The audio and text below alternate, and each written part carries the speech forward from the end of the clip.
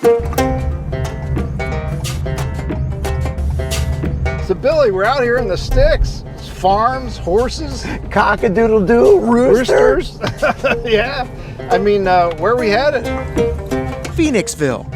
Yes. Not the first place you'd think of for prime Hollywood history.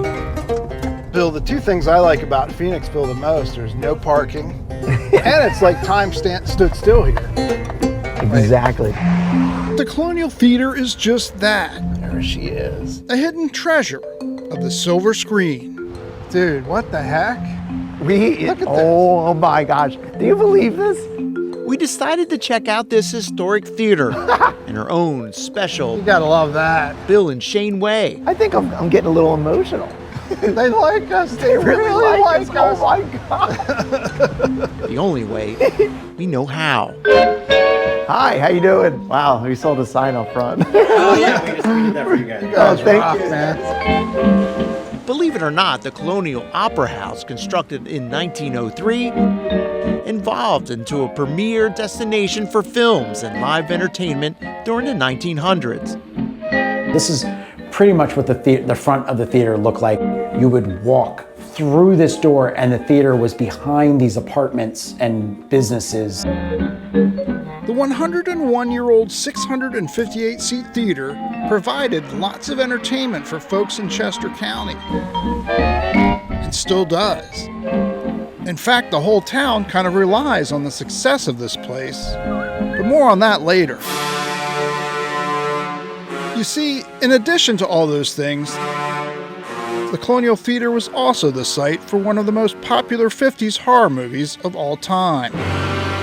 The Blob came into our history back in 1957 when Jack Harris was producing The Blob. He was shooting it in the Phoenixville, Downingtown area, and they came to the theater because they wanted to screen their dailies. And they needed another location for the big finale, and they said, let's just shoot it in the theater. The owner of the theater negotiated with Paramount Studios to snag $75 for their use of the premises. They paid the theater owners at the time $25 a day for 3 days, and they found it insulting, and Jack Harris said, don't worry, I'll make you immortal. Immortal indeed. Don't go in, Jen. This won't do any good. It's the most horrible thing I've ever seen in my life. So I always think of that $75 as one of the best investments ever. The movie The Blob, starring a young Stephen McQueen in his debut role, It's over at his place. You gotta come now. became one of the hottest movies of the year in 1958. There was always the giant bugs, the radioactive monsters and things like that, but this was such a unique monster of, it wasn't anything that anyone had ever seen before. It was at one point called the Glob, but then they realized that that was copyrighted. So when they were making the Blob, because it's a midnight spook show, it's all supposed to be teenagers. Meet Bob Trait, Everybody running out of the theater, they're all over a certain age. the Colonial Theater's resident film genius, There's something different about going to the theater and seeing it. along with marketing manager Carly Polizzi. People say they would drive hours to come see some of the movies we have on 35 millimeter. So the Blob went through here. Went through there. Bob showed us where the Blob made his or her first appearance in the projection room. Wow. In the movie, in its insatiable quest for more human flesh, the Blob takes over the whole theater, sending the audience into the street in a panic. One of Hollywood's most iconic scenes. Which leads us to the next phase of the theater.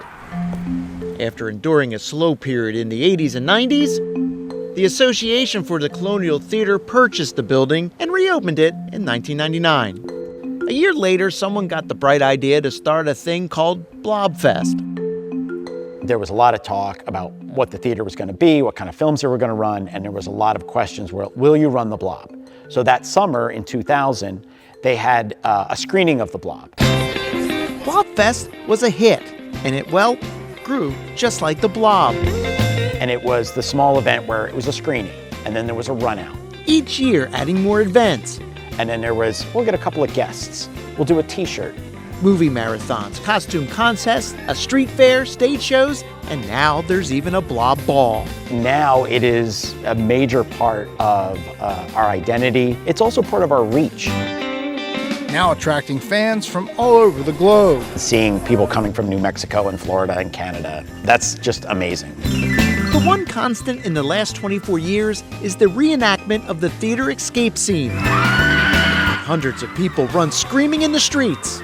Several patrons, after screening was over, ran out of the theater in slow motion to do the thing. They were just doing, and they were running out, and somebody in 2000 realized that there's something there. The blob aside, Bob and Carly and the Colonial Theatre staff take motion picture history very seriously. Hey, we have this thing that no one else has.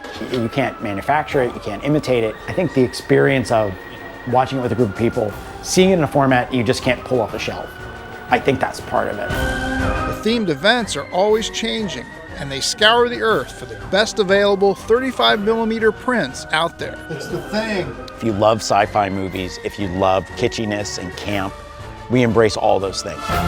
And since the Colonial Theatre is always expanding and renovating, they can use your help. All kinds of stuff. So stop by and check out one of their amazing film festivals, live music or comedy shows.